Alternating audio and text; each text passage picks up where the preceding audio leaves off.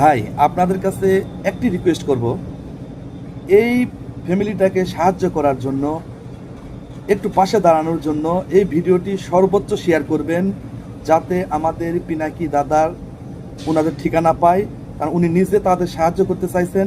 শুধু আপনার এবং আপনাদের আমাদের শেয়ারের মাধ্যমে উনি যেন খুব সহজে ঠিকানাটা পেয়ে যান, এটা আপনাদের কাছে রিকোয়েস্ট করব। আপনারা অনুগ্রহপূর্বক ভিডিওটি সর্বোচ্চ শেয়ার করবেন।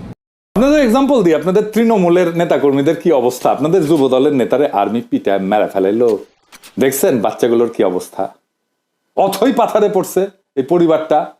ভাই, এই দলের রাজনীতি করেন, এই দলের হয়ে আমার পেজে ঝাঁপায় পড়েন জিজ্ঞাসা নিয়ে, এই পরিবারের খোঁজ দিয়ে আমাকে জানান, এই পরিবারের সব দায়িত্ব আমি নেব। জি না, আমার টাকা নাই, আমি বড় লোক কেউ না, আমার বাপের জমিদারি ছিল না, ভিক্ষা করবো সবার কাছে, আমার ভিক্ষা চাইতে কোনো গ্লানি নাই। একটা লোক সারা জীবন বিএনপির রাজনীতি করে গেল, আর্মির পিটানিতে জীবন গেল, তার পরিবারকে বাঁচানোর জন্য পিনাকি ভিক্ষা করবে, আর পিনাকি শেষ জীবনে অপবাদ নেবে যে ভিক্ষা করার টাম করে কোটি কোটি টাকা আত্মসাৎ করেছে। আমি এগুলো জানি, হ্যাঁ এগুলো জানি, এটাই বাংলাদেশ। হ্যাঁ বুঝছাও।